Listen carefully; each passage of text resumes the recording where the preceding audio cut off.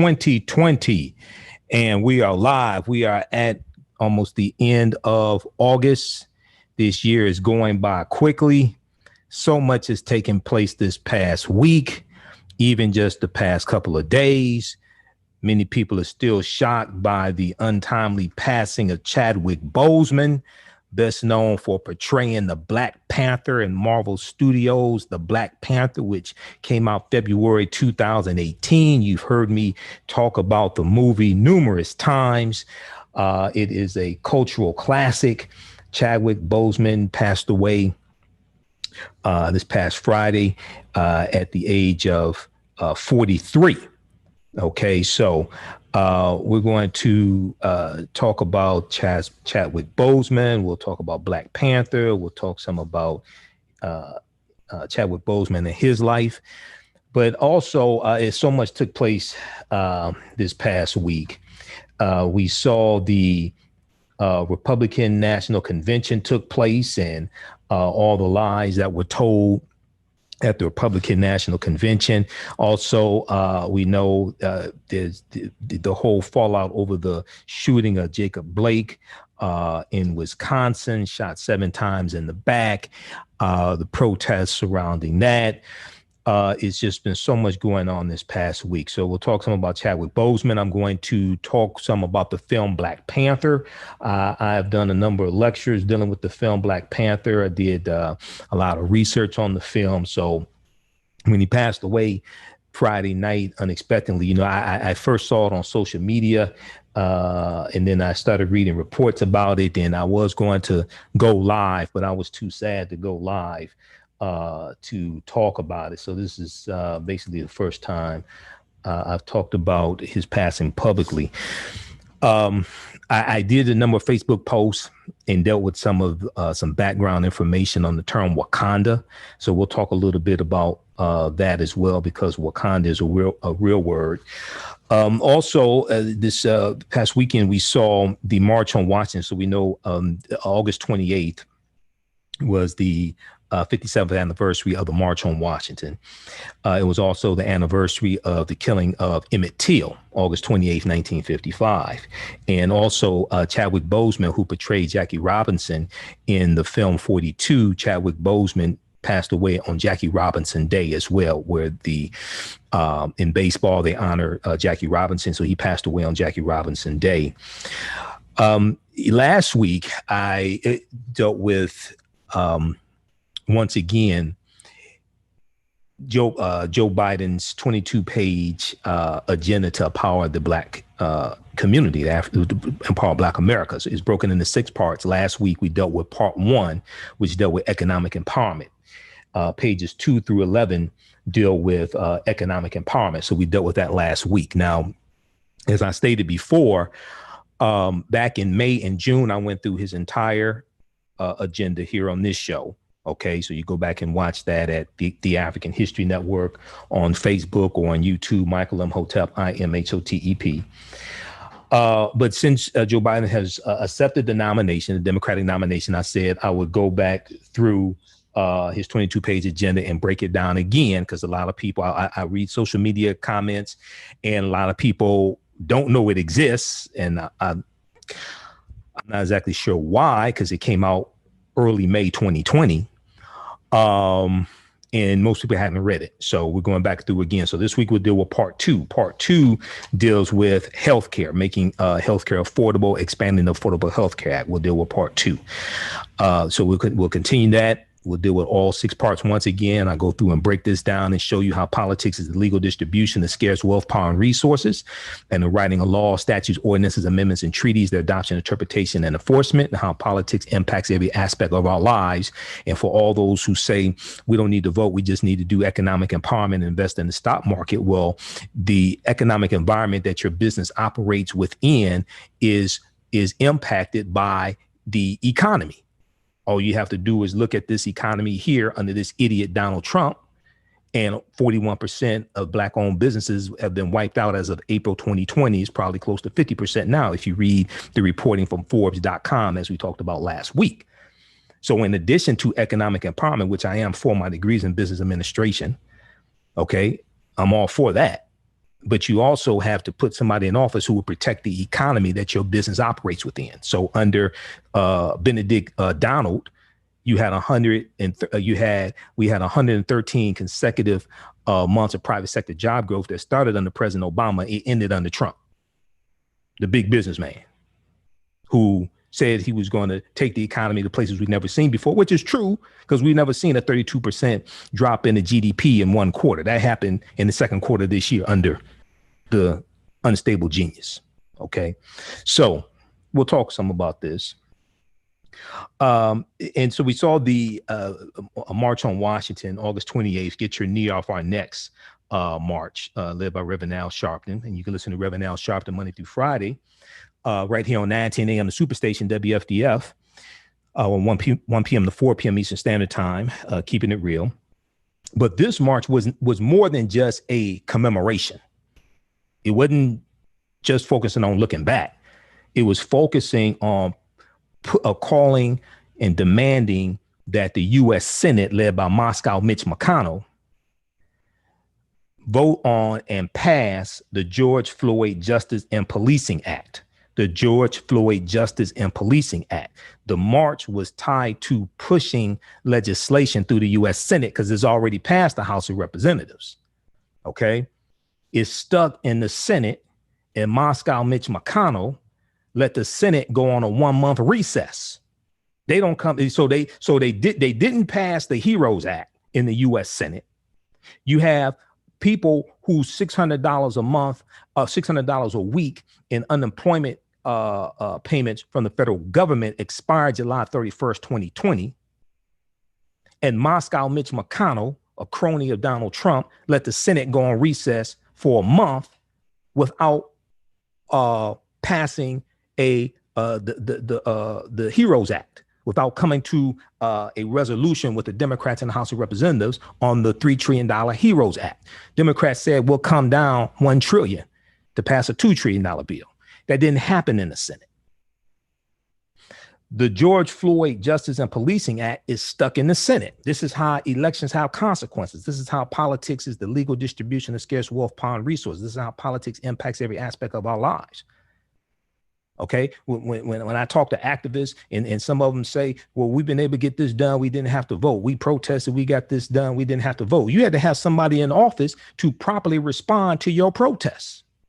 Because you could have the wrong person in office who just sick the dogs on you, sick the police on you, just turn a blind eye to you, who said, oh, you brought this on yourself. Oh, you were the ones out there. They attack you. OK, you have people inciting violence who may not be part of the protest. And then they just lump you all together and turn a blind eye to you. You have to have people in office who can be pushed to do the right thing. Well, how did they get in office? They were elected. Either elected or appointed by somebody who elected. Once again, politics is the legal distribution of scarce wealth, power, and resources, and the writing of laws, statutes, ordinances, amendments, and treaties, their adoption, interpretation, and enforcement. Politics impacts every aspect of our lives, from the water we drink to the air we breathe to the food we eat. It impacts our businesses. It regulates our businesses. The economy that our businesses operate within is regulated by politics. Right here in the city of Detroit, Governor Gretchen Whitmer, through her leadership, okay, her executive order shut down the casinos here in Detroit, Motor City, Greektown, and MGM Grand.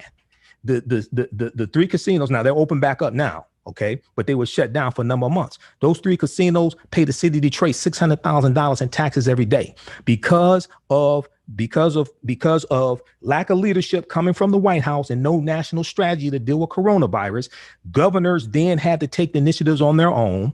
So Governor Gretchen Whitmer had to shut down the casinos. Then the city of Detroit lost $600,000 a day in taxes. Therefore, Mayor Mike Duggan had to cut $338 million from the city budget, had to lay people off, all different types of things like this. It has a ripple effect. Just the fact that 41% of Black-owned businesses are out of business as of April this year, and we're in August, so it's probably close to 50% now, should tell you what happens when you have incompetent leadership. Elections have consequences. I told you in 2016, when Donald Trump asked Black people, what the hell do you have to lose? The correct answer was everything. Your house, your car, your job, your health insurance, your business, your life savings, your life, everything. Then we'll do some fact checking for this RNC convention that painted this dystopian world that exists now under Trump. They're talking about what happens if Biden becomes president. Everything you're talking about is going on right now under Trump, the unstable genius. Okay. And then the mayor of Portland, Oregon came out today. He did a press conference today and talked about how Donald Trump is inciting the violence. This is serious. See, in 2016, people thought Trump was a joke. No, if you listen to this show, I warned you week after week. I saw what was coming because I study history. Donald Trump was running a Richard Nixon campaign. Donald Trump in 2016 ran on the platform of law and order. Law and order means protect white people and lock up African Americans. Richard Nixon, if you understand history, we would have seen Trump coming and we would have stopped his ass. We don't understand history. Richard Nixon was a backlash to the Black Power movement, the Civil Rights movement, affirmative action, the Civil Rights Act of 64, the Voting Rights Act of 65. He was a backlash to the rebellions taking place all across the country. All you got to do is study history. The rebellion in Detroit in 67, Newark, New Jersey, all of that. In March of 1967, President Johnson commissioned the Kerner Commission report, the National Advisory Commission on Civil Disorder, known as the Kerner Commission report, to study why the rebellions were taking place across the country. Richard Nixon, who ran for president in 1960, lost to John F. Kennedy, comes back in 68 and runs as a white backlash to all of that.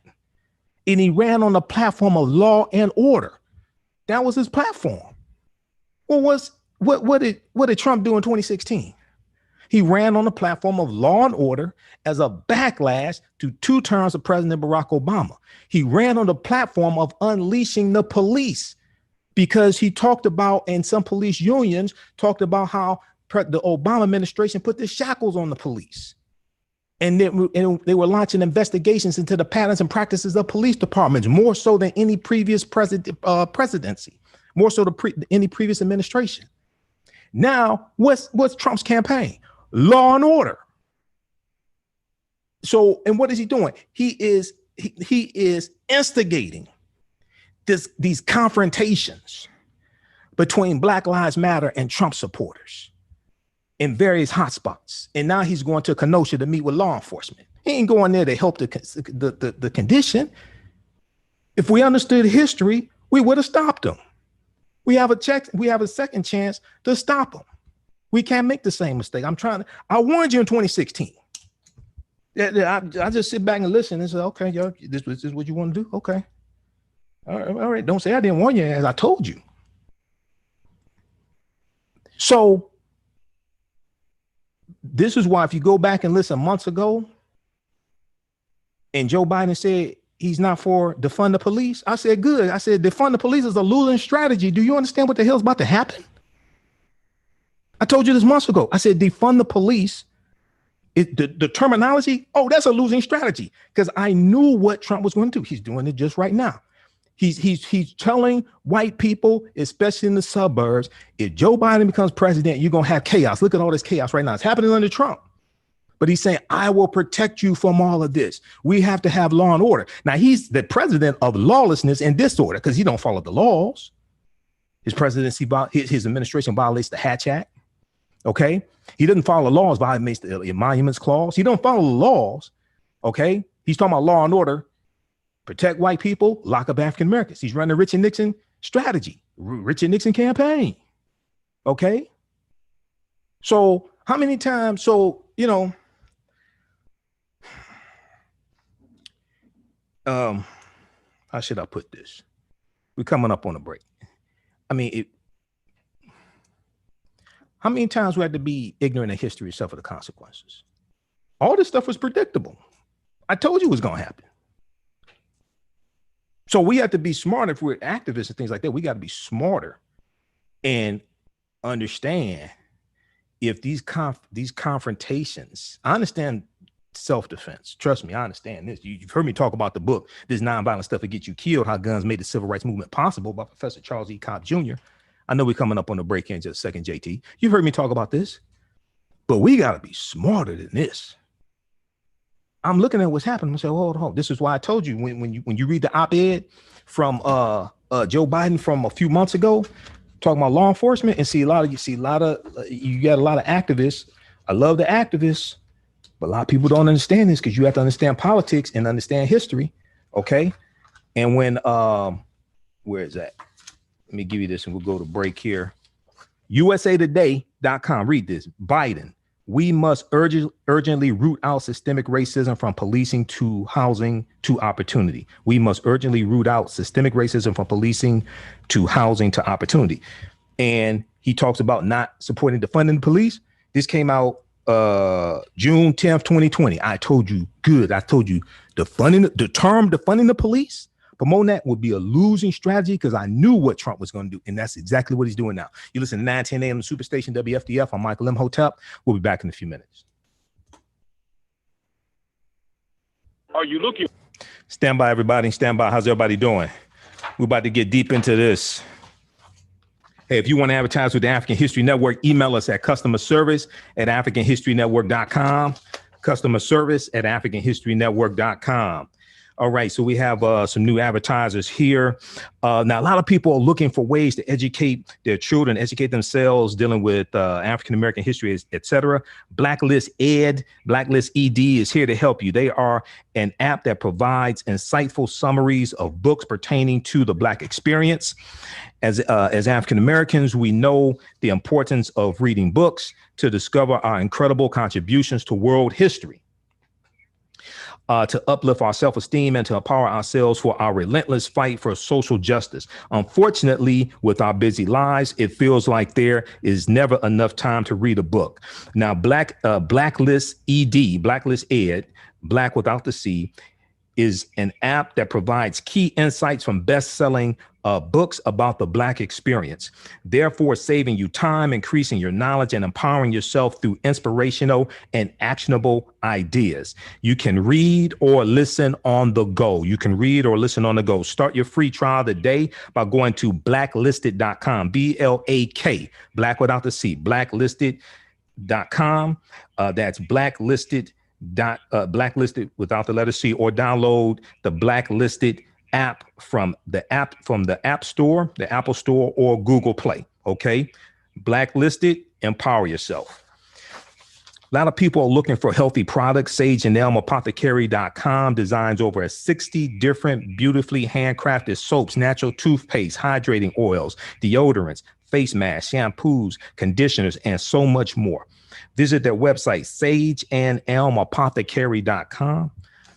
Welcome back to the African History Network show right here on 9:10 a.m. Superstation WFDF. I'm your host, Brother Michael M. Hotep. It is Sunday, August 30th, 2020, and we are live. Hope everybody's doing well. You can give us a call, 313-778-7600. 313-778-7600 is the call-in number. If you have a question or comment, 313-778-7600.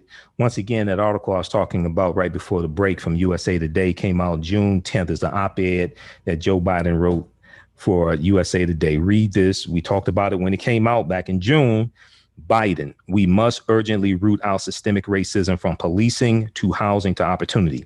Federal dollars should not go to departments that violate people's rights or turn to violence as a first resort, but I don't support defunding the police. I don't support defunding the police. Told you that this back then. I told you that Biden can't play into defunding the police. That's a losing strategy because I knew what was coming. I knew what Trump was going to do. Trump is very desperate, okay? Because Trump knows if he loses this election, lawsuits are coming from the state of New York and some other states' attorney generals. Lawsuits are coming. He could very well end up going to prison. So he's fighting tooth and nail, and is going to the next 60 some odd days are going to be very ugly. You know, well, they're going to look like Trump. You know, so. But hey, I warned you. All right. Now, on the African History Network show, we focus on educating, empowering, and inspiring people of African descent throughout the diaspora and around the world. Because right now, it's corrects wrong behavior. What you do for yourself, what you do to yourself, and what you allow other people to do to you and get away with over and over and over again, because we don't understand history, is based upon what you think about yourself. What you think about yourself is based upon what you have been taught about yourself. What you've been taught about yourself is based upon everything you read, heard, and seen about yourself. So when you control the radius of a man's thoughts, you can control the circumference of his actions, because the mind can't do or teach what it doesn't know. Now, we deal with a number of different topics here on the African History Network show. We deal with current events in history and politics, education, economic empowerment, entrepreneurship, relationships, love, sex, health issues, and much, much more. Sign up for our email newsletter. Text the word Kemet, K-E-M-E-T. Text the word Kemet, K-E-M-E-T, to 22828 to sign up for our email newsletter. Also visit our website, AfricanHistoryNetwork.com, AfricanHistoryNetwork.com. Sign up for our email newsletter there as well at AfricanHistoryNetwork.com. Okay. If you'd like to stop for information, you could donate to the African History Network, $ the AHN show through Cash App, $ the AHN show through Cash App. Also through PayPal, paypal.me/the AHN show, paypal.me/the AHN show. So we definitely need your support. All of my DVD lectures are available at our website, AfricanHistoryNetwork.com, including my presentations dealing with the film Black Panther. All right. So when I got the news about Chadwick Boseman, I was shocked, but I had seen some recent pictures from him, so I knew he looked thinner, he looked frail, he looked sick. I wasn't sure if he lost weight to prepare for a new role, a new movie role, or something like that, or exactly what was going on. But it was still a shocker. He was only 43 years old. He accomplished a lot in his short life also. So I posted a few articles, and I did some Facebook posts dealing with this. I'm going to deal with this. I'm going to go to this op-ed from the New York Times. This obituary from the New York Times, this article from the New York Times dealing with Chadwick Boseman. So we'll talk about that. But I want to, if we look at the post from his Twitter page, okay, the post from his Twitter page announcing he passed away, it says, it is with immeasurable grief that we confirm the passing of Chadwick Boseman. Chadwick was diagnosed with stage 3 colon cancer in 2016 and battled with it these last 4 years as it progressed to stage 4. A true fighter, Chadwick persevered through it all and brought you many of the films you have come to love. So you have come to love so much. From Marshall, which was about Thurgood Marshall, was about a case before Brown versus Board of Education. From Marshall to The Five Bloods, to August Wilson's Ma Rainey's Black Bottom, and several more. He played Jackie Robinson. I mean, he played Jackie Robinson. He played Thurgood Marshall, and he portrayed James Brown. Okay, and he was the Black Panther. Okay.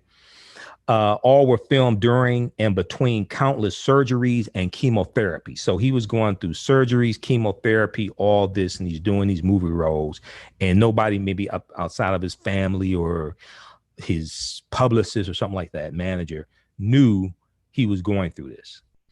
It was the honor of his career to bring King T'Challa to life in Black Panther, Marvel's Black Panther, okay, which is a huge film.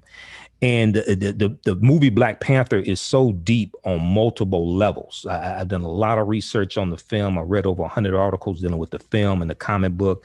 I read the book that Marvel put out, the Ultimate Black Panther Guide. And then also I read the official tie-in to the movie as well. I read that book also from Marvel also. Let me see. We have those books here. I'll show them to you in case you haven't read them. So because when I saw the film Black Panther, February 2016, I think I saw it opening weekend or something like that. When I saw the movie Black Panther, now you have to keep in mind, now Black Panther was the 18th movie from Marvel, basically Marvel Disney. It's in a series. To understand Black Panther, you had to see the previous 17 Marvel movies because they have a continuous storyline, okay, leading up to Thanos the intergalactic destroyer of planets and things like this, decimator of planets, leading up to Thanos eliminating half of the world's population. So to really understand Black Panther, you can't just go watch Black Panther. Two things you have to do. One, you have to understand the Black Panther comic book, because a lot of the themes and storylines and characters come from the comic book. One. Two, you have to have seen the previous 17 Marvel movies to really understand Black Panther.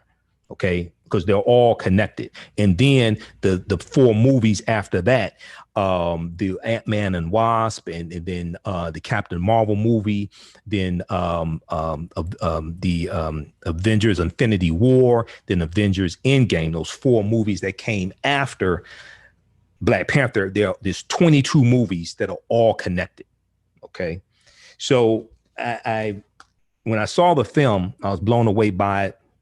I understood the African influence, African culture, things like this. I saw really African martial arts. I saw the ground fighting at Warrior Falls, where when the film opens up and you have the ritual combat to see who would sit on the throne of Wakanda, and T'Challa is fighting against M'Baku of the Jabari nation or Jabari tribe. Okay. And when you look at Wakanda, Wakanda is not one nation of people. It's not one ethnic group or quote unquote tribe. Wakanda is made up of 18 different nations or 18 different tribes of people. The Panther clan, the Jabari clan, Jabari tribe, etc. So when you looked at the ritual combat that takes place on what's called Warrior Falls, that waterfall where the ritual combat takes place, that's called Warrior Falls. This is all straight out the comic book. Okay. On the side of the mountain, when they had all the people standing on the side of the mountain, and you see the different types of dress that they have on, Ruth Carter, who was the costume designer, she studied 11 different African cultures for 6 months and infused all of that into the film Black Panther. So we see the influence coming from Namibia. We see it coming from Ethiopia, from the Mercy of Ethiopia. We see it coming from the Maasai of Kenya and Tanzania. All that we see in the movie. Okay, we see influence from Nigeria, all of that. We see now Ahati Kalindi Igi, who's one of my teachers. We know he recently passed away. He was a grand master of African martial arts, and I've interviewed him a number of times. We see the African martial arts displayed in the film. Martial arts didn't start in China. It didn't start with Bruce Lee. That starts in Africa. The first fighting systems known to man come out of Africa. Okay, and we see that displayed in the film in the beginning. Okay, and we see the ground fighting and the grappling and things like this. That's African.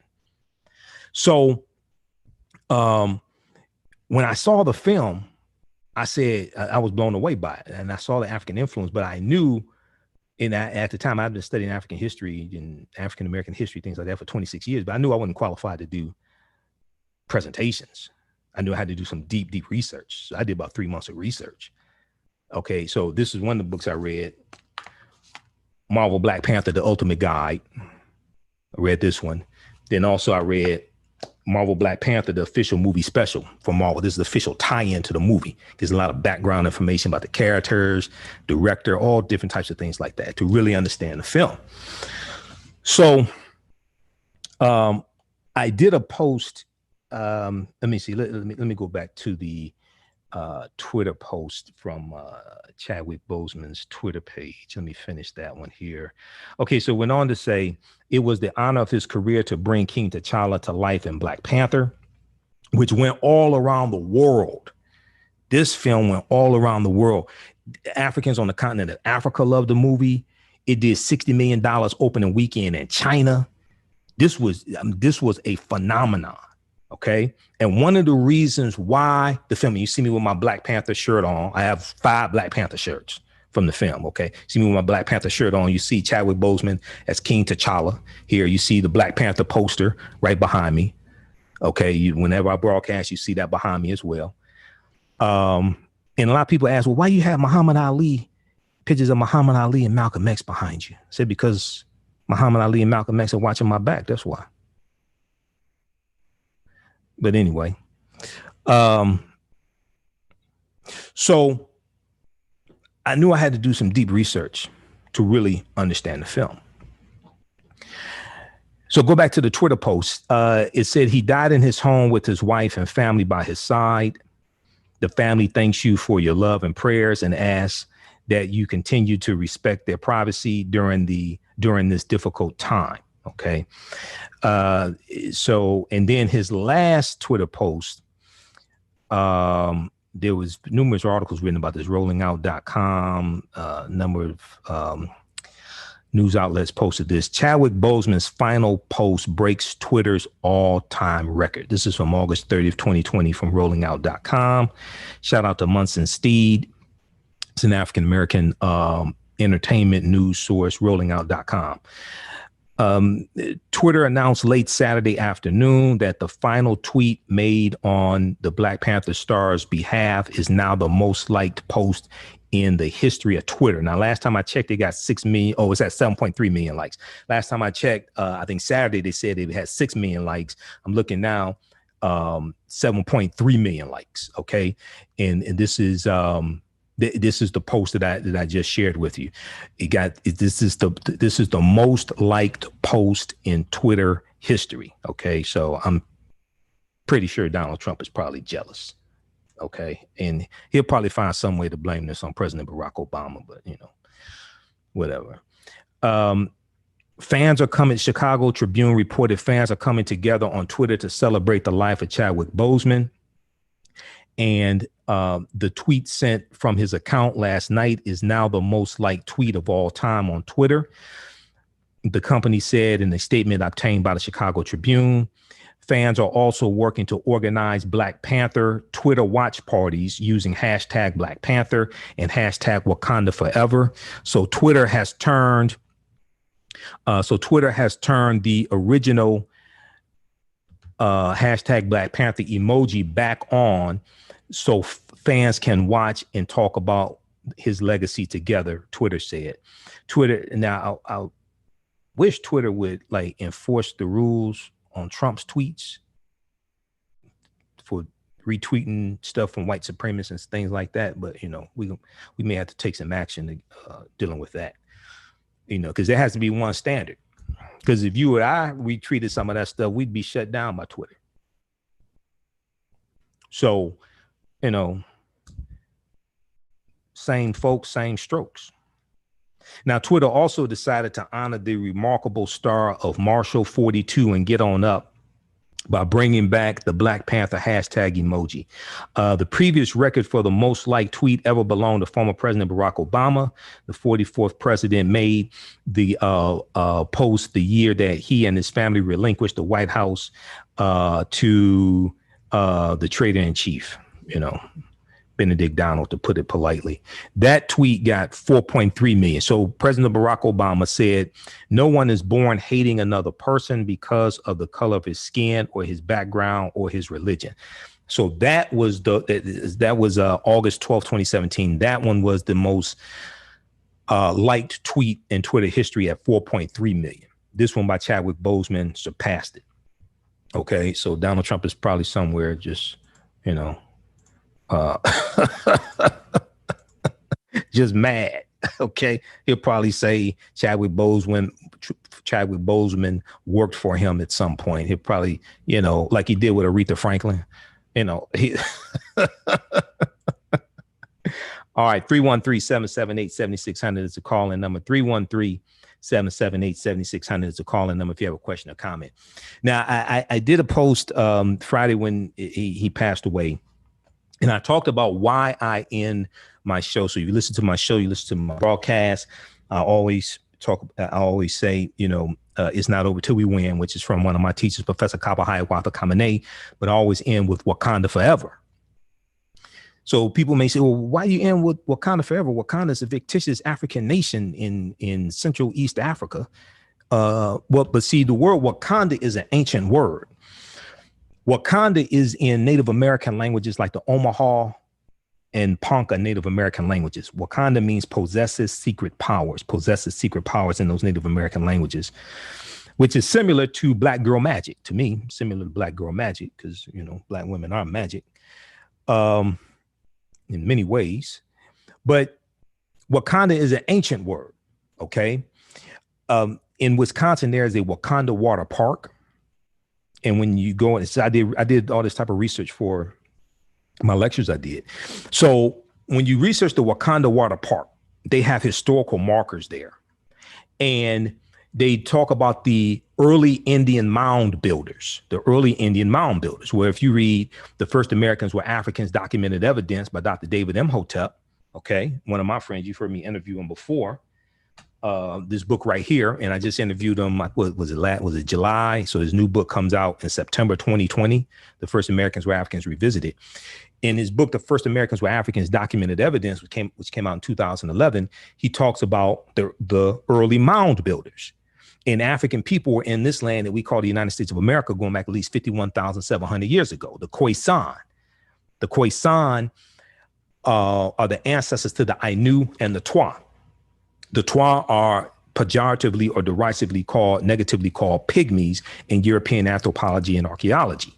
So when we talk about Otabinga, a few weeks ago, I talked about the story of Otabinga, who was a quote unquote pygmy man. He was Twa. And he was put in the monkey house exhibit in the Bronx Zoo in 1906. And the Bronx Zoo came out and apologized and talked about how wrong they were to do that. Okay, I don't know why it took you this long to admit it, but we're glad you admitted it. Just like Roger Goodell came out this past week and said he and the league were wrong about Colin Kaepernick. You think? Really? Okay. You know, man. Well, how should I say this? I know that anti-racism classes and things like this, but and I know you got anti-racism trainers, et cetera. Let me put it like this. America needs a massive history lesson, especially right now. America needs a massive history lesson, especially going into this election right here. America needs a massive history lesson because Americans are woefully ignorant of history. African Americans and white Americans, are very ignorant of history of this country. So let me leave it at that. So the early Indian mound builders were African people. And when we look at the word Wakanda is also a Kikongo word. Okay, now Kikongo is a Bantu language. A Bantu is a group of 500 African languages spoken in Southern Africa, in East Africa, going into West Africa as far as Cameroon. Okay, when we talk about Kwanzaa, okay, we know Kwanzaa is a Kiswahili word or Swahili for short. Kwanzaa is a Kiswahili word. Kiswahili is a Bantu language. The language spoken in the film Black Panther is isiXhosa. isiXhosa, or Xhosa for short, is a Bantu language. All this is in the film. The movie. This movie is so deep on multiple levels. It ties into ancient Kemet, the Wakanda salute. Okay, when you look at the Wakanda salute is always right over left. When you go look at Black Panther and you look at the stills, you look at the photos when they do the Wakanda salute, it's always right over left. 99.9% of the time is right over left. You may have had an extra that got it wrong. 99.9% of the time is right over left. Why?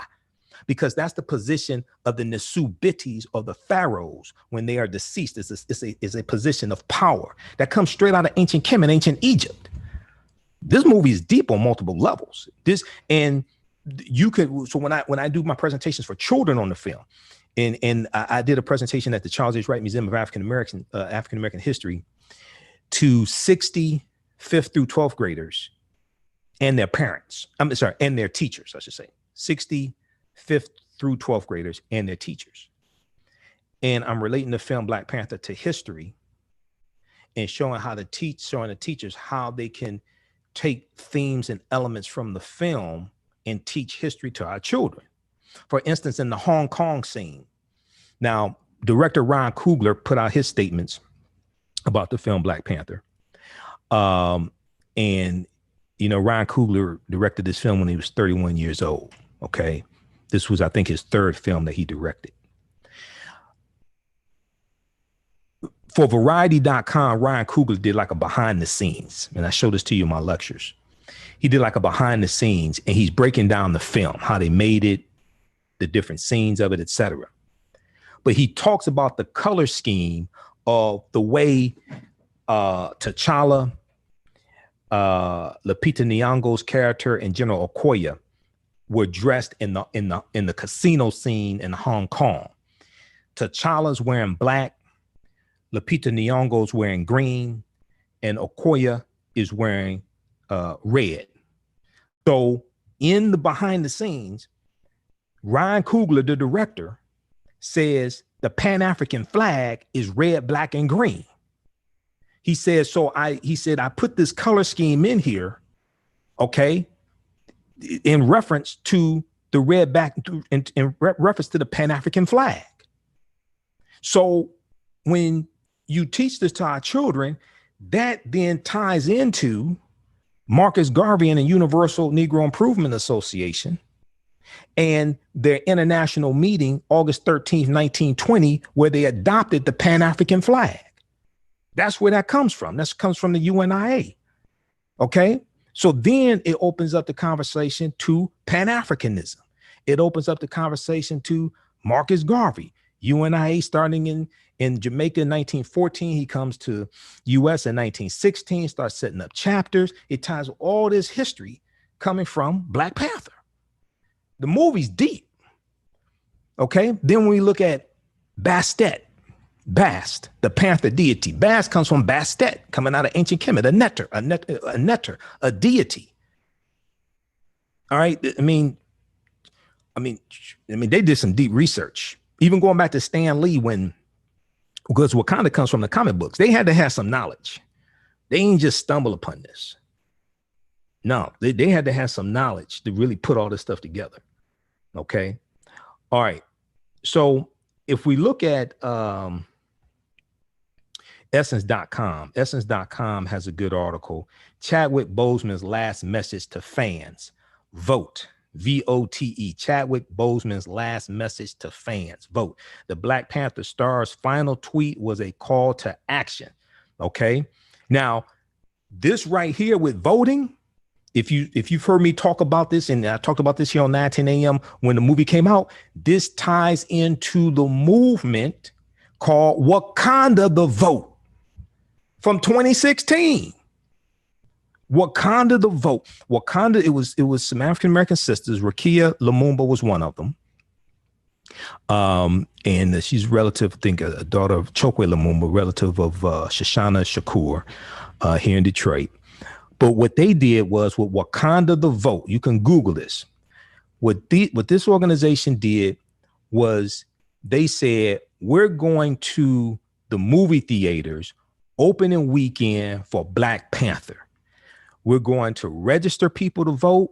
We're going to talk to moviegoers about, specifically African-American moviegoers, about issues that impact them. Okay, and show them the connection between policy and conditions. Policy and conditions. They called it Wakanda the Vote. It was huge. They got good results from that. And then a couple of weeks later, the movie with Oprah Winfrey came out. I forgot the name of that movie, and they said they were going to do the same thing there. Okay, so when we look at Chadwick Boseman. And I know we're coming up here on a break in a few minutes here. It says family, friends, and fans of Chadwick Boseman are reeling from the news. The beloved actor has passed away at 45 from colon cancer.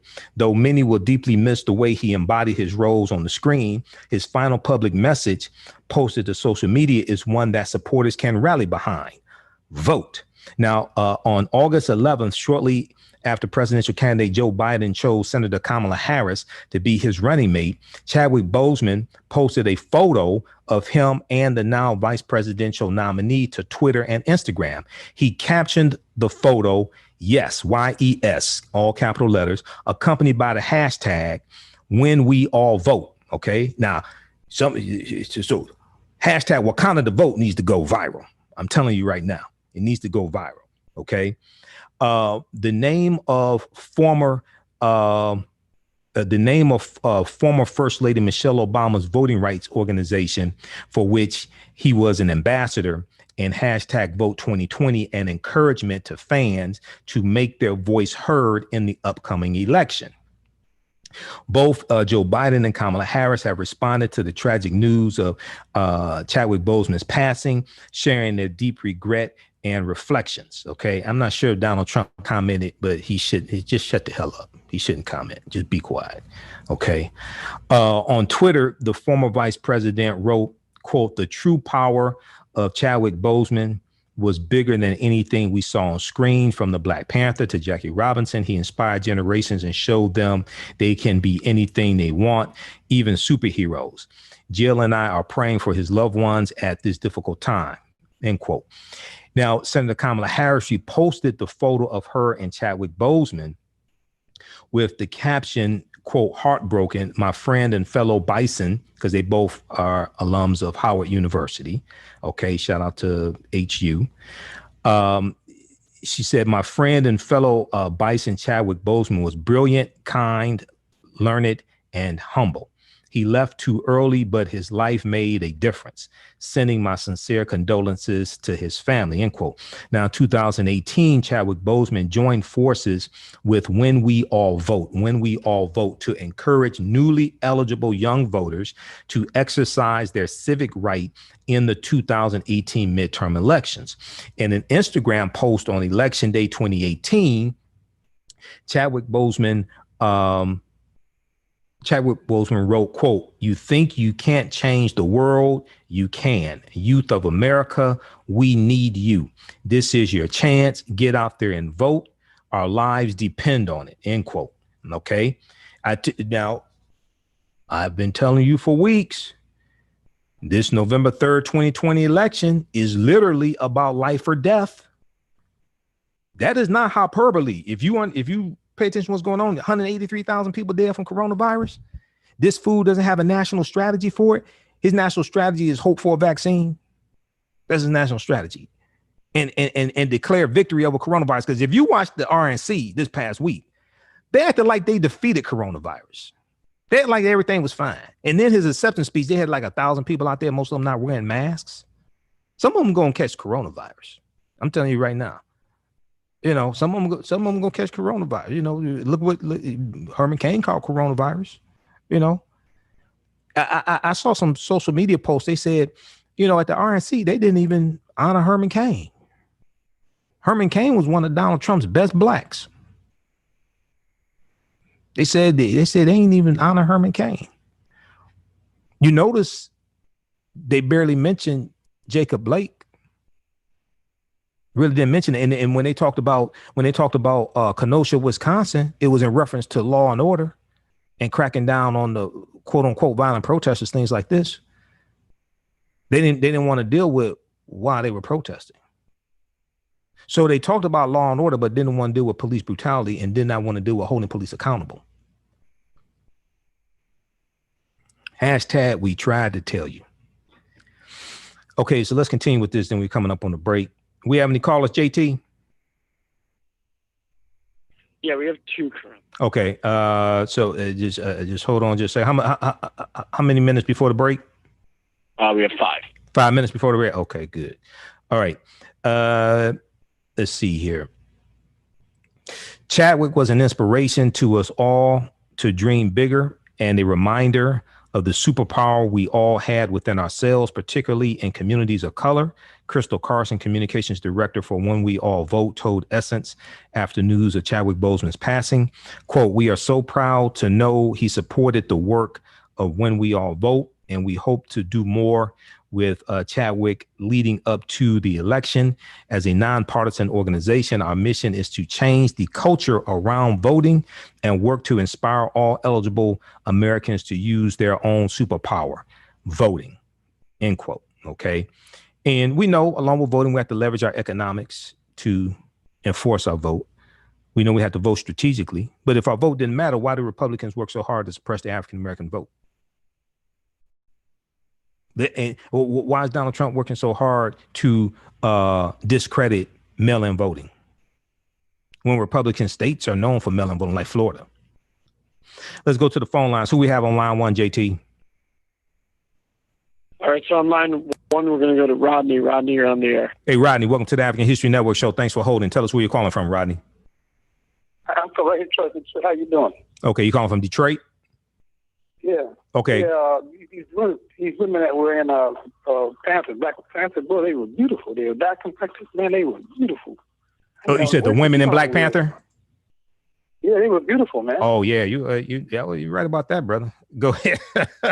No argument here. Lupita Nyong'o, General Okoye, Angela Bassett. Absolutely.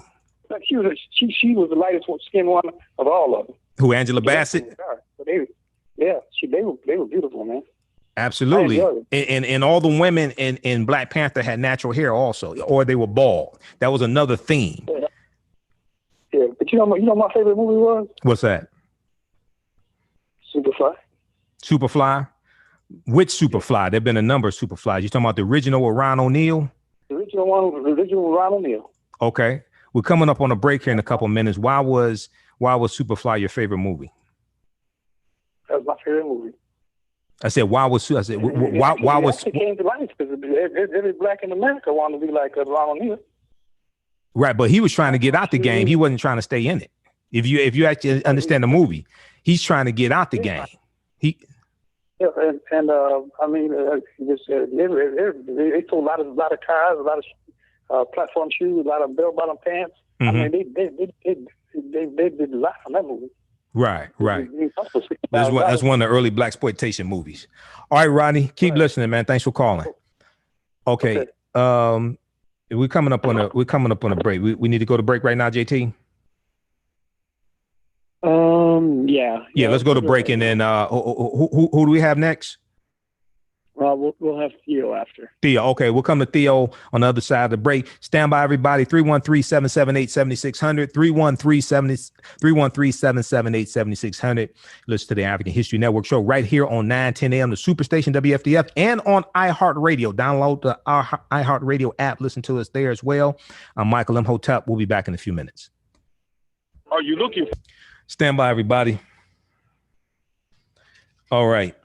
Hey, if you want to advertise with the African History Network, email us at customerservice@africanhistorynetwork.com.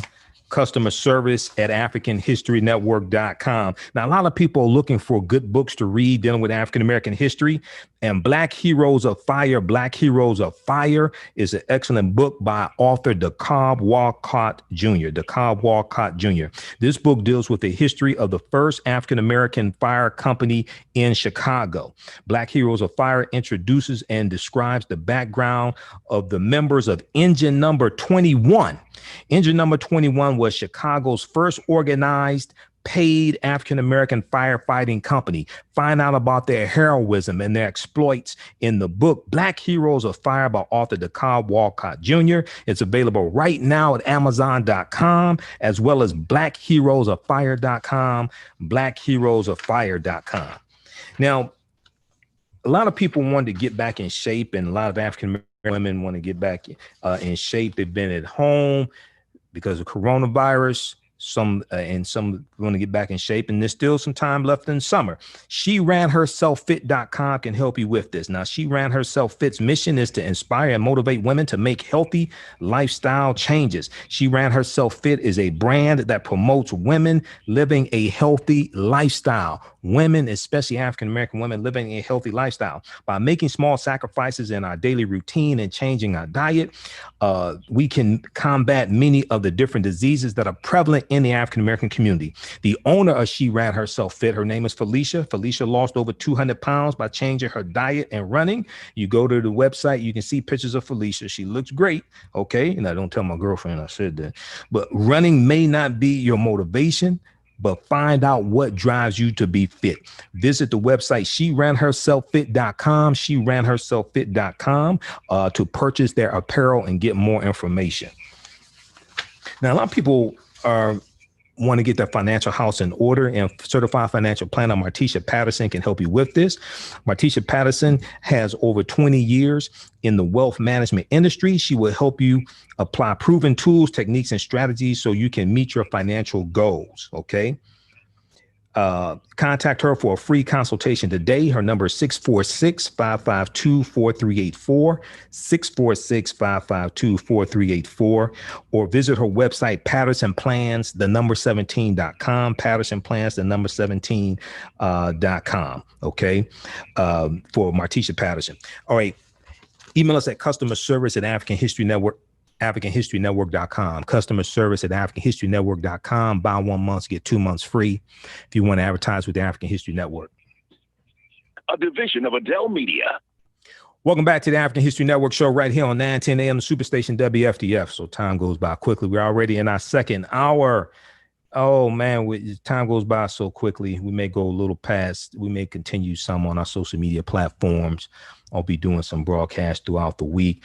First hour, we talked about Chadwick Boseman, the tragic passing of Chadwick Boseman. Passed away age 43 this past Friday. He starred in 42, portraying Jackie Robinson. He starred in the movie Marshall, portraying Thurgood Marshall. Also, he was the Black Panther, and he portrayed James Brown in Get On Up. Okay. So basically, nobody knew he had stage 4 colon cancer, except for those, in his family, what have you, close to him. Let's call in numbers 313-778-7600. I've also been breaking down some of the film Black Panther. It's a deep movie. I've done extensive research on the film Black Panther for lectures that I've done on it. And we talked about it here on 910 a.m. Superstation as well. So also right before the break, I talked about the initiative called Wakanda the Vote. Wakanda the Vote. There are a couple of articles you can read dealing with Wakanda the Vote. And one of them is from, let's see, let's try to pull this up here. One of them is from Blavity.com. These Black women launched hashtag Wakanda the Vote to register voters at Black Panther screenings everywhere. Okay. And, I reported on this back when it happened. I thought it was an excellent idea. ABC News reported on this also. abcnews.go.com has an article dealing with this. Blavity.com has an article dealing with this as well. The initiative hashtag Wakanda the Vote. They need to bring that back now. They need to really push that right now. Okay. Hashtag Wakanda the Vote. abcnews.go.com is the website. Hashtag Wakanda the Vote uses popularity of Black Panther to register voters. The activists have also launched hashtag Wrinkle the Vote around the movie A Wrinkle in Time. That was the movie I was trying to think of with Oprah Winfrey, A Wrinkle in Time. Okay, let's go back to the phone line. I have Theo Broughton on from Hood Research. Is this Theo Broughton? Yes, it is. Happy Sunday to you. Hey, happy Sunday, really Theo. How you doing? I'm doing fantastic. I enjoy your program. Thank you. I just have a lot of questions. Question one, did Boseman have any children? I don't remember if he had any children. Let me see something. What did it say? I have to go back and look. But go ahead. What's your next question? I'll look at that. Yeah. As it relates to the flag you were talking about, red, black, and green, how it was adopted. You remember when Tiger Woods won the first time? Yeah. Tiger Woods was wearing Masters, black pants and a red shirt. And when they came up to him to give him the jacket, It was green. And the first thing I thought when I saw that presentation was red, black, and green. Right, but does he know what that means? I don't know if he did. Yeah, but I don't know if he knows. His father did that intentionally. Because, it just stood out to me. It's like, wow, here he is. Well, he usually wears a red shirt, though. He usually wears a red. I don't know if he knew what that means. He may have gotten like 1/4 of the understanding of it. But anyway, go to your next point. I just think it was his father's idea to do that. I don't know how much Black consciousness he was able to put into, Right. Tiger Woods. But anyway, I thought it was a wonderful thing to happen like that.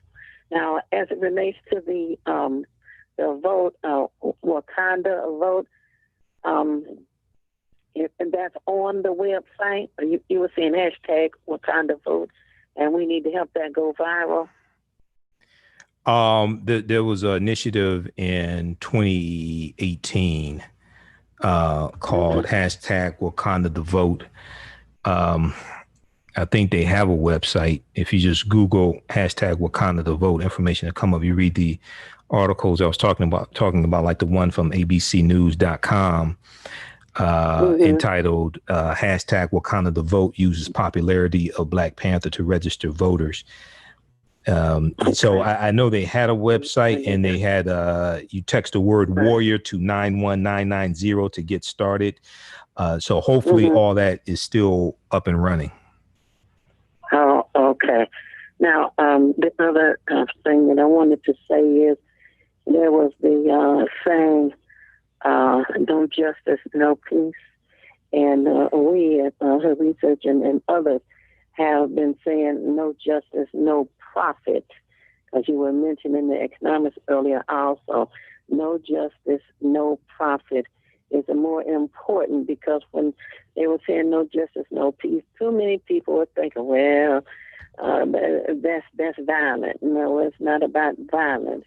But no justice, no profit makes a better point.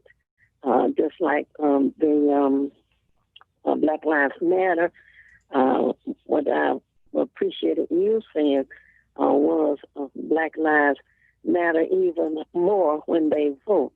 And what you said was the protests, demands were about policy changes, etc.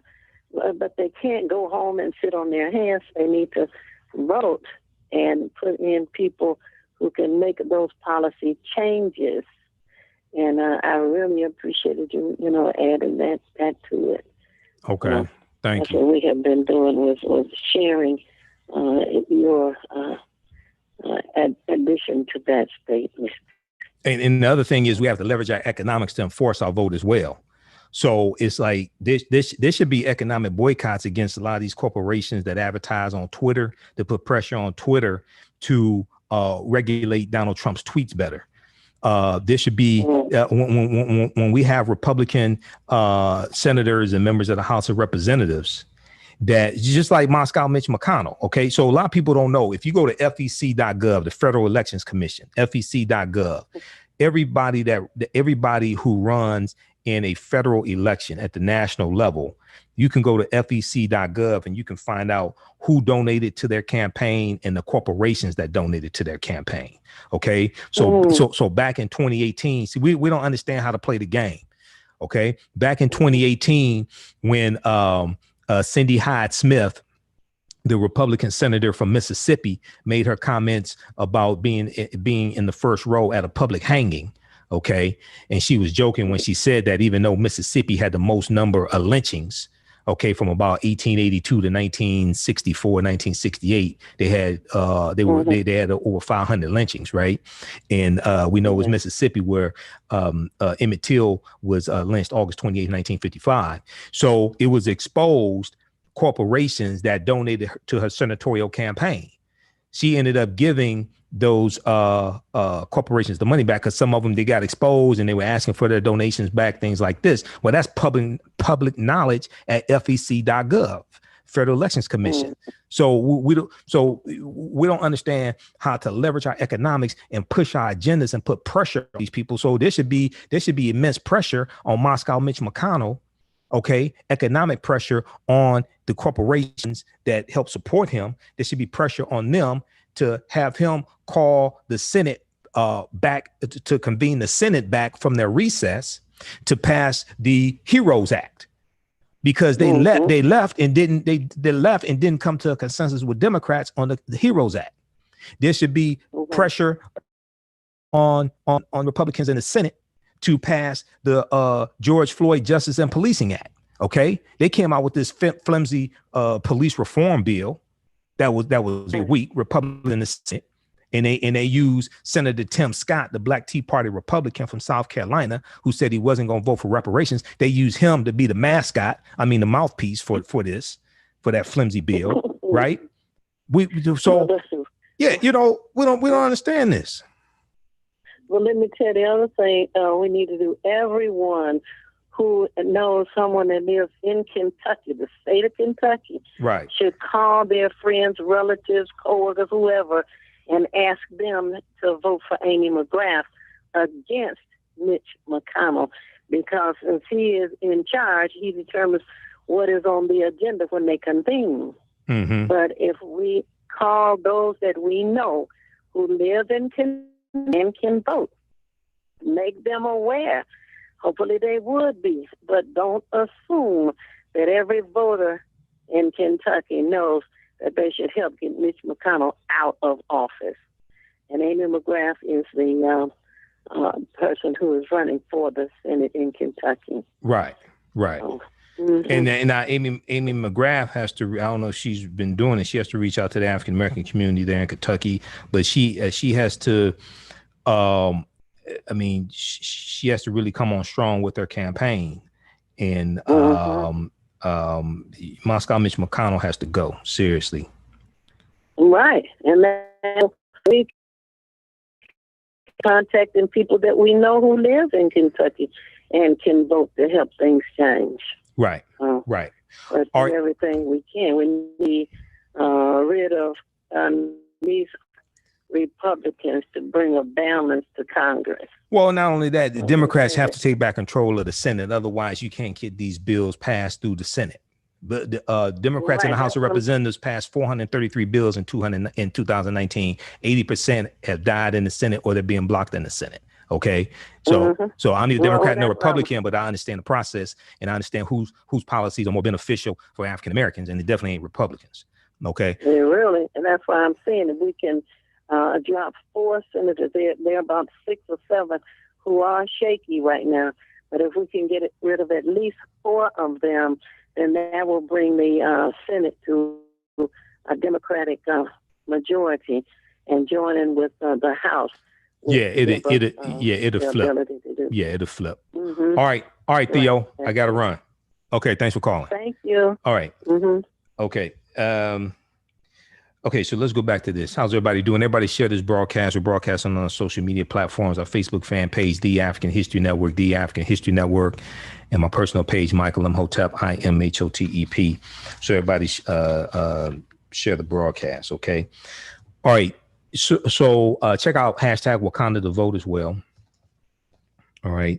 If we look at in the last 30 minutes of the show, we're going to get into Joe Biden's agenda to empower Black America. Joe Biden's plan for empowering Black America. We're getting to part 2 of it, which deals with healthcare. Last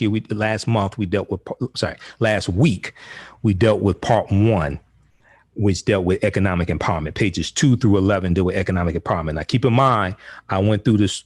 I spent 6 weeks, May through June, going through this. I'm doing it all over again. Okay, and then after those 6 weeks, then we'll look at Ice Cube's contract with Black America. And as I said on last week's show, some of the things he talks about in the contract with Black America, Biden has in his Black agenda, which came out in May, and most of our people haven't read it or don't even know it exists. Okay, so we know about WAP, but we don't know about this. So, okay. If we look at this from New York Times, Black Panther star Chadwick Boseman dies of cancer at 43. They have a good write-up about this. Chadwick Boseman, the regal actor who embodied a long-held dream of African-American moviegoers as the star of the groundbreaking superhero film Black Panther, died on Friday at his home in Los Angeles. He was 43 years old. Now, his publicist confirmed the death, saying Mr. Boseman's wife, Taylor Simone, who he recently married, Taylor Simone Ledward and family were by his side at the time. A statement posted on Mr. Boseman's Instagram account said that he learned he had stage 4 colon cancer in 2016 and that it had progressed to stage 4. A true fighter, Chadwick persevered through it all. Now, a private figure by Hollywood standards, details about his personal life. Okay. He found fame relatively late as an actor. He was 35 years old when he appeared in his first prominent role as Jackie Robinson in 42, but made up for lost time with a string of star-making performances in major biopics. Whether it was James Brown and Get On Up, and he played James Brown. He learned to dance like James Brown, all of that.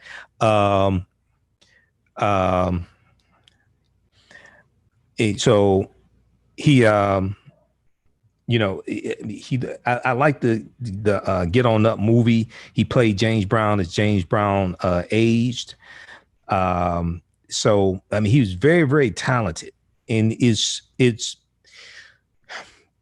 there is a certain amount of pressure that is put on you when you play a historical figure.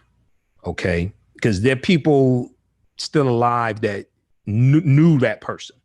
All right. So there's a lot of pressure, and to be able to play three vastly different historical figures and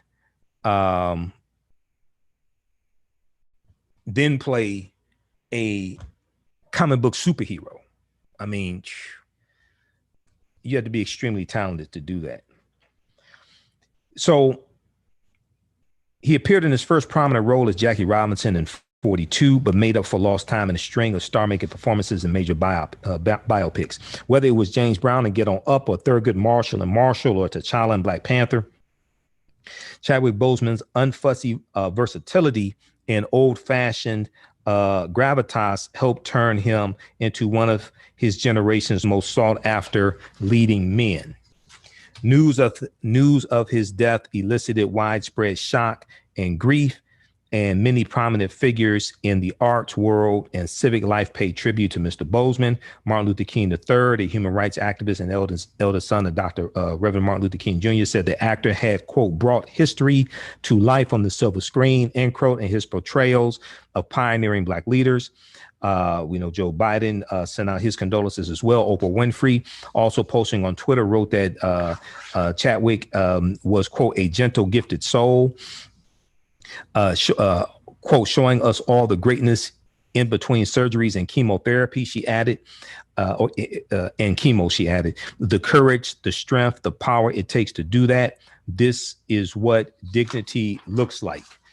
Boseman had admired T'Challa and Marvel's Black Panther comics since attending Howard University, where he worked at an African bookstore as an undergraduate. When the opportunity came to bring the character in his fictional African homeland of Wakanda to the big screen, Chadwick Boseman embraced the role's symbolic significance to Black audiences with a statesman pride and devotion. He lobbied for the characters to speak in authentic South African accents and led on-set cast discussions about ancient African symbolism and spirituality. Now, keep in mind, once again, the language spoken in Black Panther is a real African language. It's called isiXhosa, okay? It's a real African language. And Nelson Mandela spoke isiXhosa. John Kanai is the actor who played Chadwick Boseman's father, T'Challa's father, T'Chaka in Black Panther. And John Kanai speaks isiXhosa, okay? And I saw an interview that he did, and he made the suggestion to Ryan Coogler that they use that language because it's an authentic language, and it's a Bantu language also. They use that for the film. Okay, now the film shot in 2017 after Chadwick Boseman received his diagnosis was a cultural sensation. The first major superhero movie with an African protagonist and the first to star a majority Black cast. It was near universally praised by critics for its thematic heft and array of dynamic performances from Lupita Nyong'o, Michael B. Jordan, and Angela Bassett, and others. So when he's filming Black Panther 2017, he has stage 3 colon cancer at that time because he was diagnosed in 2016. All right. Now, reviewing the movie for Slate.com, the writer Jamil Bowie, and I know we're coming up on a break in just a minute here, credited Mr. Boseman with imbuing the comic book hero with, quote, both regal confidence and real vulnerability, end quote. Audiences were even more enthusiastic. Joyful armies of fans participated in special outings and repeated viewings. And I know African Americans like Maya Crown Williams here in the Detroit area, they rented out theaters. There were African Americans who made money off this film too. Okay. African American, there were businesses like TV One that were running commercials promoting Black Panther. So when I hear people say, oh, you know, they made all this money, $1.3 billion, Black people didn't get any money. No, you didn't get any money. No, Black people made money off this movie. You just didn't make any money off the movie. Audiences were even more enthusiastic. Joyful armies of fans participated in special outings and repeated viewings. Many came to theaters dressed in African-inspired clothing and accessories that they bought from African Americans and African people, often using a greeting from the film Wakanda Forever as a rallying cry. Okay. We're coming up on a break here. You listen to the African History Network show right here on 910 AM Superstation WFDF. I'm Michael M. Hotep. We'll be back in a few minutes. Are you looking for a great? All right, stand by, everybody. All right. Hey, email us at customer service at AfricanHistoryNetwork.com if you want to advertise with the African History Network on current promotion. Buy 1 month, get 2 months free. Buy 1 month, get 2 months free. We have a few spots left. So a lot of people are looking for healthy products right now, healthy health and beauty products. Sage and Elm Apothecary.com creates unique products, especially with you in mind.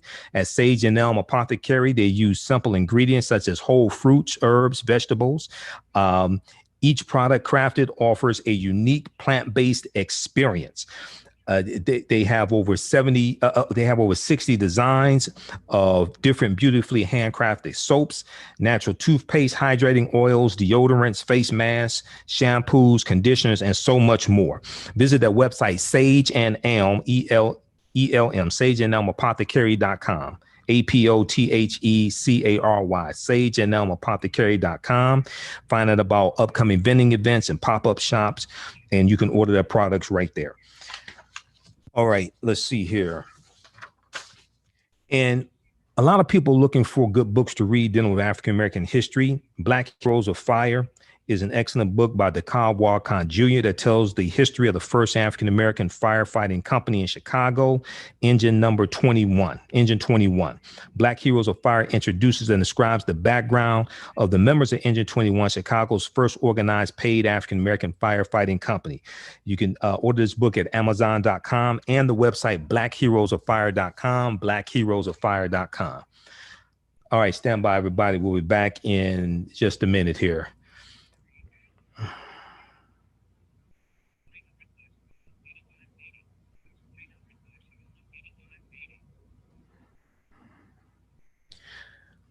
Welcome back to the African History Network show right here on 910 AM, the Superstation WFDF.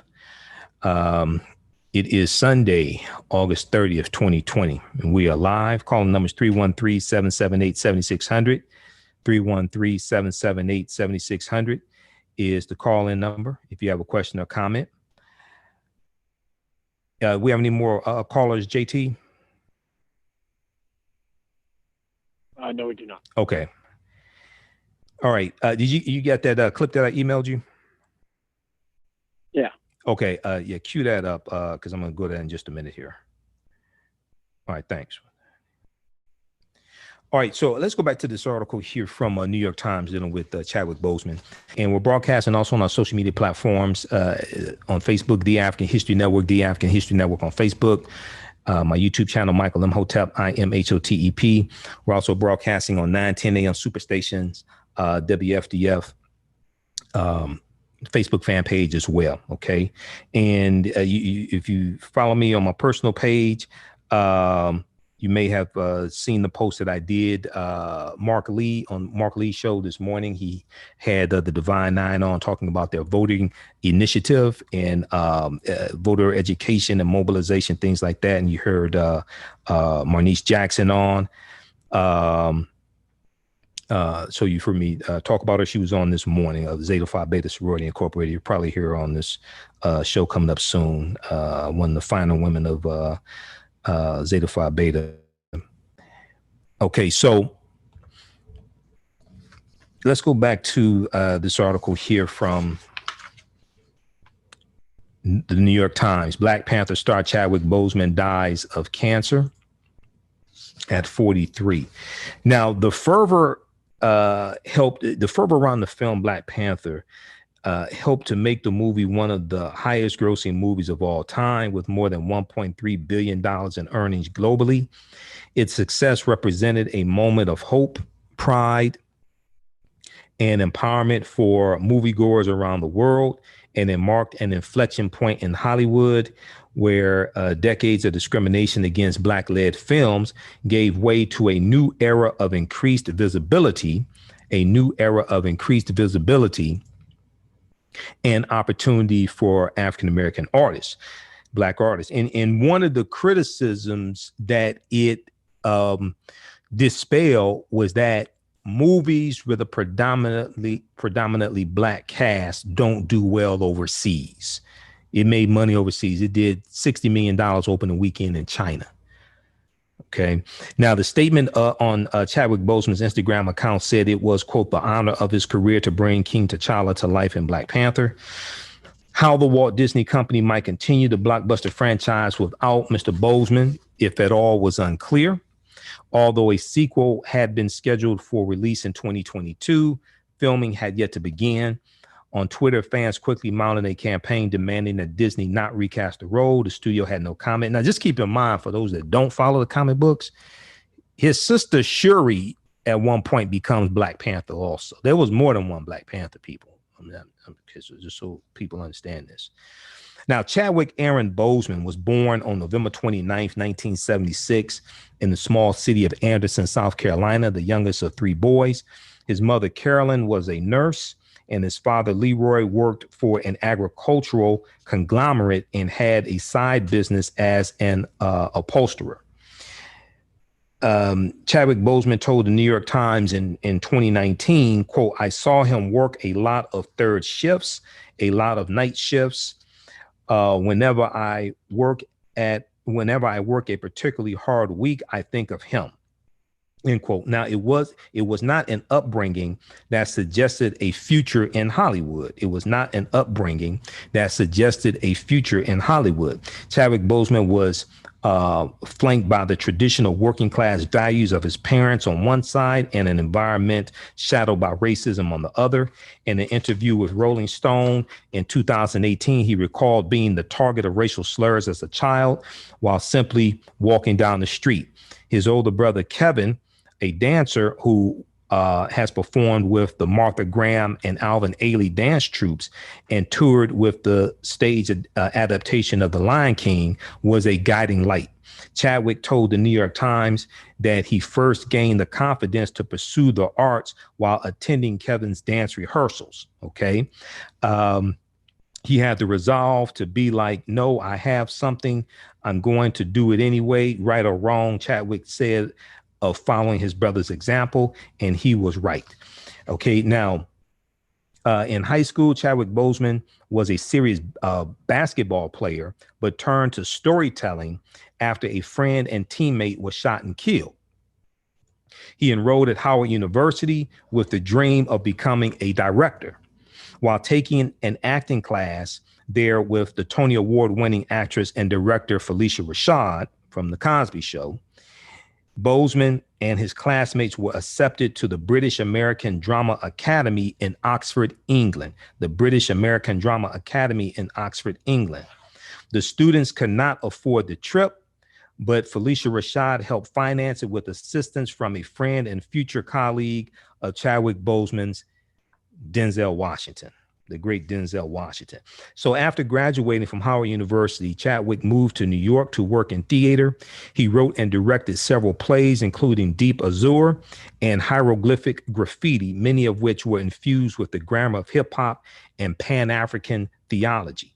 He lived in the Bedford-Stuyvesant neighborhood of Brooklyn and earned money by teaching acting to students at the Schomburg Center for Research in Black Culture in Harlem, named after Arturo Schomburg.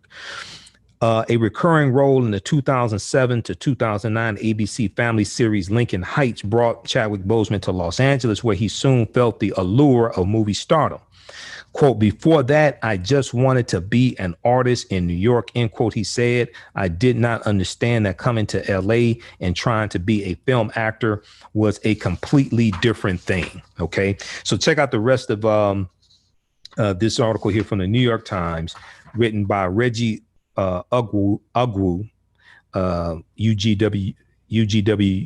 UGWU, and Michael Levinson, okay, from August 28th, updated August 30th, 2020. Black Panther star Chadwick Boseman dies of cancer at 43.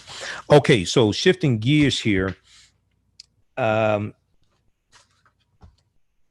we have the shooting last week, Sunday. We have the shooting of Jacob Blake in Kenosha, Wisconsin. There's fallout from that, protests from that, etc. Shot 7 times in the back. More details have come out. USA Today has some fact checking on this to dispel some myths. Fact check: Jacob Blake did not brandish knife, get gun before Kenosha police shooting. Okay, read that.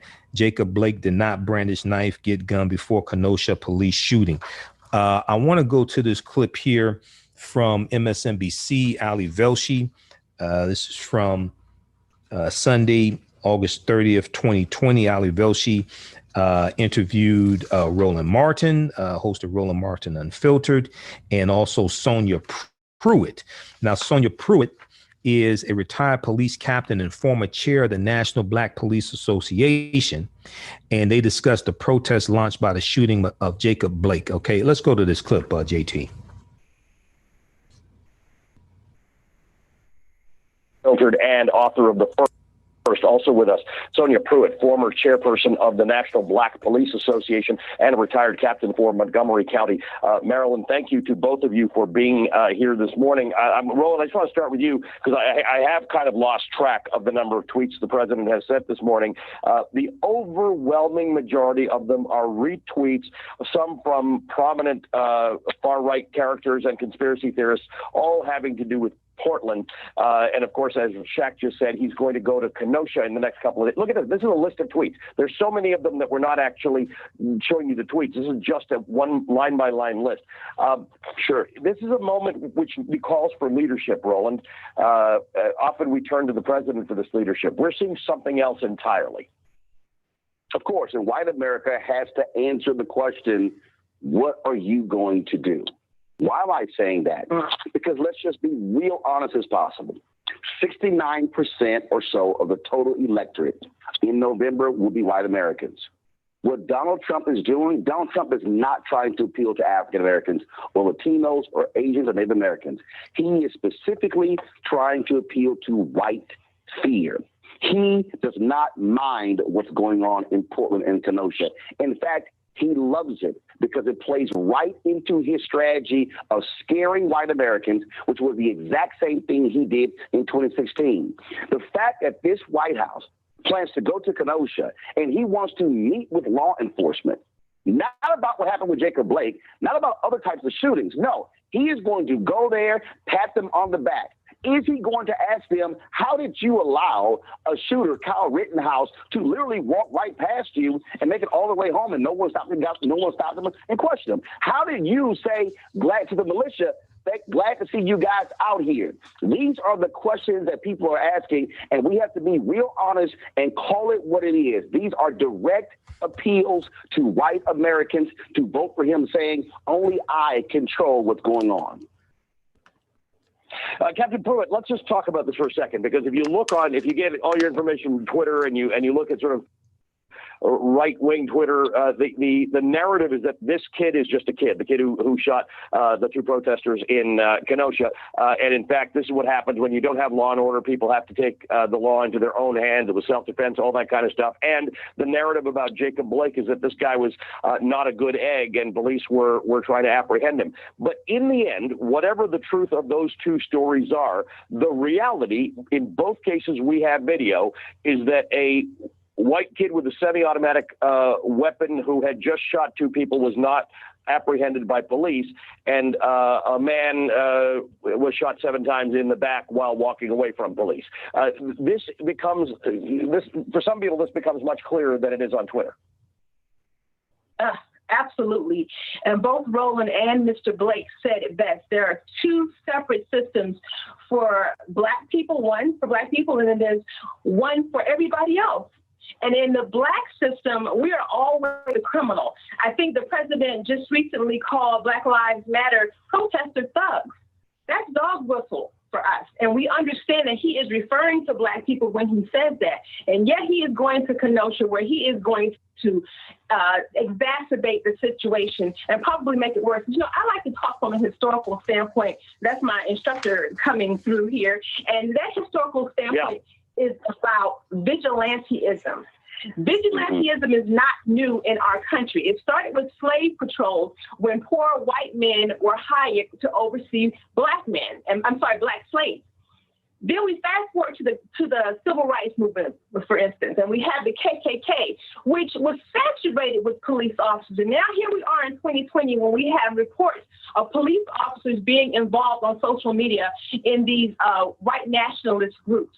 Okay, and then we have a 17-year-old white boy come from another state into Wisconsin and just is embraced by the police instead of stopped for being the criminal that he is after shooting and killing 2 people.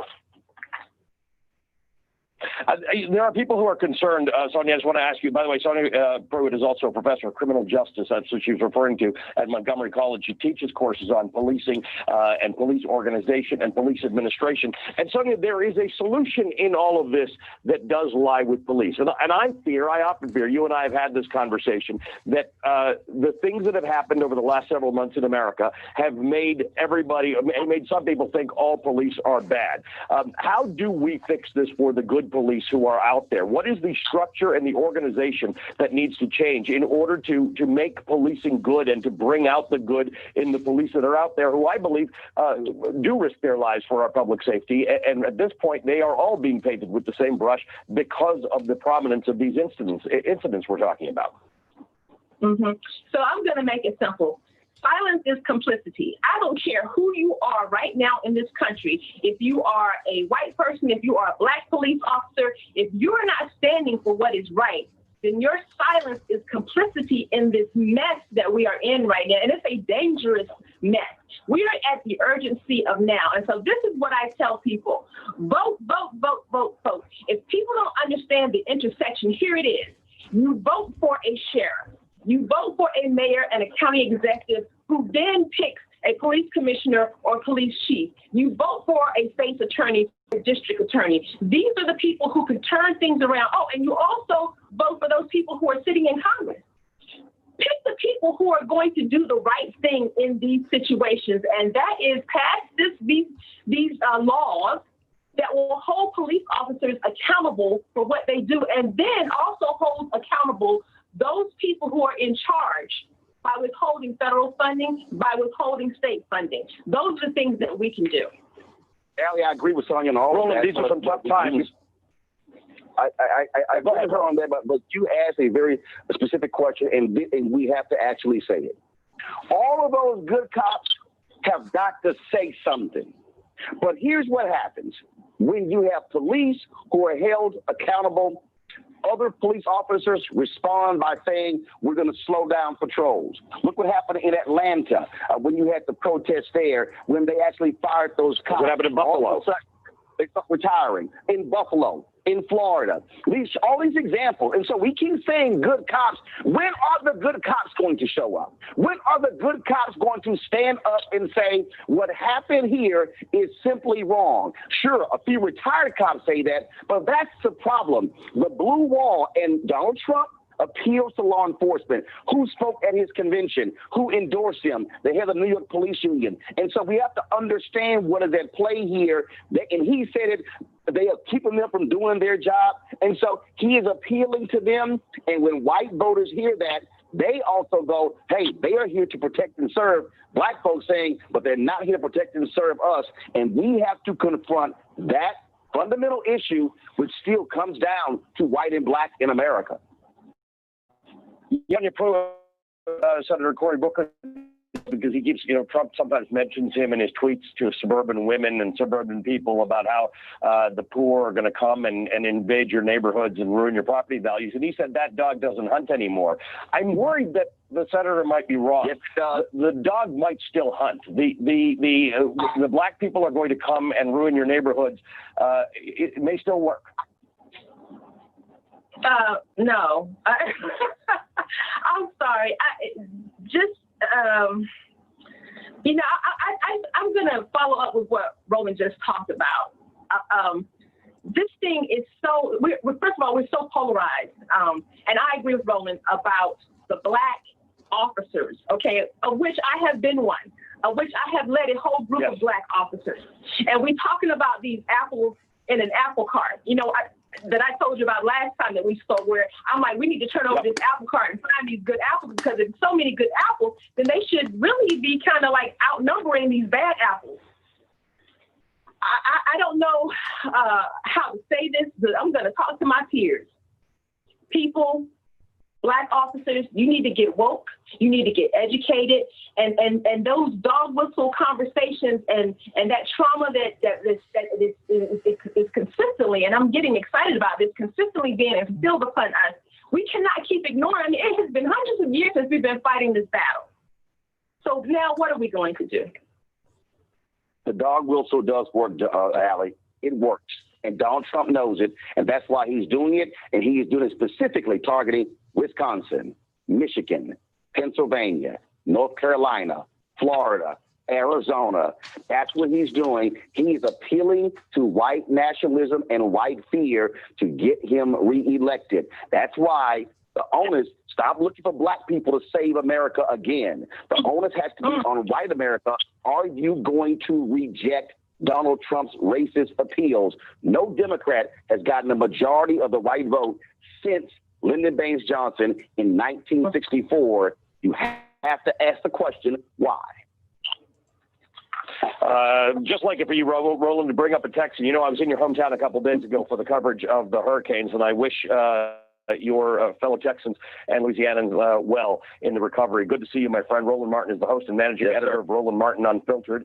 Sonia Pruitt is a retired police captain, a vocal retired police captain who speaks for social justice for Montgomery County, Maryland. She's a former chairperson of the National Black Police Association, and we're grateful that she teaches students what she knows as a professor of criminal justice administration at Montgomery College. Thanks to both of you. Okay, so that was from MSNBC. That is from Ali Velshi from Sunday. I think it was Sunday. The name of that clip was former National Black Police Association chair to fellow officers. Silence is complicity. Yeah, that's from Sunday, August 30th, 2020. So you can check that out at MSNBC's website. And Ali Velshi interviewed Sonia Pruitt, who is a retired police captain and former chair of the National Black Police Association, and also Roland Martin, host of Roland Martin Unfiltered. I used to guest host Roland's nationally syndicated radio show when he was on the Empowerment Radio Network, when I used to do nationally syndicated radio back in 2016. All right, let's shift gears here. We're going to go to part 2 for Empowering Black America. You can read it at joebiden.com. This is not an endorsement. Read the article from Black Press USA. Then this ties right into politics. So what we've been talking about You can't talk about Wakanda the Vote and not talk about policies. This ties into policies and conditions. And what they were just talking about, Sonia Pruitt hit the nail on the head. This is one of the things I talked to the activists about. Wait a second. You have to have somebody in office to respond properly to your protests. This is what people don't understand. Politics is the legal distribution of scarce wealth, power, and resources. And the writing of laws, statutes, ordinances, amendments, and treaties, their adoption, interpretation, and enforcement. Okay. So this is something that a lot of people really don't understand how all this intersects, how this connects. Mark Lee had members of the African-American fraternities and sororities on this morning on 9:10 a.m., 11 a.m. to 1 p.m. You heard Marnice Jackson on from Zeta Phi Beta Sorority Incorporated, breaking this information down. Okay, so if we look at this article from blackpressusa.com from May 5th, 2020, Black Press USA is the website, that's the publication of the National Newspapers Publishers Association, National Newspaper Publishers Association, which is made up of about 230 African American newspapers. It talks about Joe Biden's plan that he unveiled in early May 2020. And it says that Biden said the plan reflects many months of work and feedback from local elected officials, activists, organizations, practitioners, policy experts, strategists, and young people. His campaign called the plan a living document. It said the Biden team looks forward to hearing from everyone as they continue to develop the Democrats' vision for all of America. Now, before their national convention, Democrats released a 92-page agenda. People should go read it. I've been going through reading it. They released a 92-page agenda for this 2020 election season, policies, criminal justice reform, all different types of things like this. Republicans did not release a new agenda. Their agenda is Trump, get Trump reelected. They said they're going to use the agenda from 2016. They did not vote on a new agenda. They did not release a new agenda. All right, pay attention to this. I'm neither Democrat nor Republican, but I pay attention. I study history, politics, and law. In a news release, the Biden campaign noted that Biden, quote, knows we need a comprehensive agenda for African Americans with an ambition that matches the scale of the challenge and with a recognition that race-neutral policies are not a sufficient response to race-based disparities, end quote. Race-neutral policies are not a sufficient response to race-neutral disparities. So the Biden plan for Black America is broken into 6 parts: advance the economic mobility of African Americans and close the racial wealth and income gaps. Now, Trump doesn't want to admit that the racial wealth and income gaps exist. He's not addressing it and doesn't even want to admit they exist. If you remember a few months ago when Yamiche Alcindor in the Rose Garden, when Trump had one of his coronavirus task force press conferences or whatever, and she talked about the disparities dealing with the unemployment rates of African Americans, and it's twice as high as white people. She asked him, how are you going to address that? He said he's going to build the greatest economy in the history of this country, or the history of the world, to address that. Well, before coronavirus, you said that was the greatest economy, and all those disparities existed then. He doesn't even want to address it. He doesn't want to really acknowledge it exists and has no plan to address it. You can't say you're going to build the greatest economy to address the disparities, but you said the greatest economy existed before coronavirus and the disparities existed. At the same time, his attorney general is in court to repeal the entire Affordable Health Care Act and kick 20 million people off of health care. And the Affordable Health Care Act gave health care to 3 million non-elderly African Americans who did not already have health care. So I saw some of that minstrel show that they put on, the White Power Hour, called the Republican National Convention. You know, we'll do some fact checking next week. We're running out of time here. We'll do some fact checking next week. I got a bunch of stuff. That right there, I mean, you had a loss for words. You know, so but The Biden plan is broken into 6 parts. So advance the economic mobility of African Americans. 2, expand access to high quality education and tackle racial inequity in our education system. 3, make far reaching investments in ending health disparities by race. Strengthen America's commitment to justice. Make the right to vote and the right to equal protection real for African Americans. Notice how Republicans are not talking about this. Now, the March on Washington, they wanted to push through the 2 main bills they want to get pushed through the Senate. That already passed the House of Representatives. That's controlled by Republicans. The House is controlled by Republicans. The Senate is controlled by, the House is controlled by Democrats, I should say. The Senate is controlled by Republicans. The new Voting Rights Act bill has already passed the House of Representatives. It's stuck in the Senate. Okay. And then the George Floyd police justice bill, that's stuck in the Senate as well. Okay. The George Floyd Justice and Policing Act, that's stuck in the Senate. Now, basically all the U.S. senators, I'm not sure about Senator Tom Cotton of Arkansas, but basically all the U.S. senators showed sympathy and said what happened to George Floyd was wrong.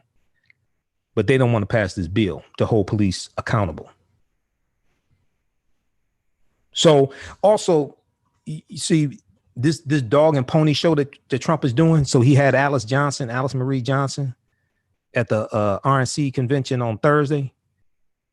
Okay, talking about he gave her a commutation, and the next day he gave her a presidential pardon. Well, if you wanted to give her a pardon, you could have done that in 2018 when you gave her the commutation.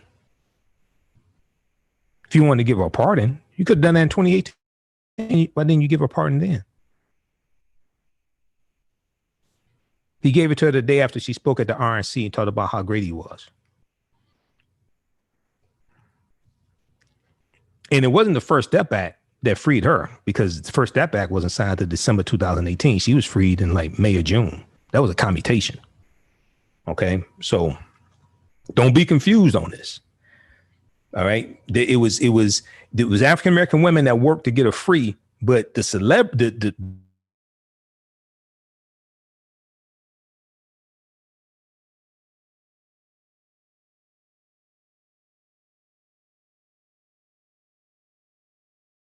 the real push that pushed Trump to be seen with Kim Kardashian. So he did that commutation.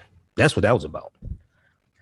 Okay, so let's look at this quickly here. Let's look at, I said healthcare was 2, but actually healthcare is 3. So, but since I said it, let's do healthcare. Next week we'll do part 2. Part 2 is education. Part 3 is healthcare. So since I said healthcare, let's do healthcare. Make far-reaching investments in ending health disparities by race. The COVID-19 pandemic has highlighted the long-standing pervasive disparities that exist across healthcare systems due to unequal access to treatment. And early analysis indicates that counties with majority African-American population have coronavirus infection rates 3 times higher than counties with majority white residents. Let me repeat that. And early analysis indicates that counties with majority African-American populations have coronavirus infection rates 3 times higher than counties with majority white residents, with death rates nearly 6 times. And this came out in May. The death rates, is possible they have gone at a disproportionately high.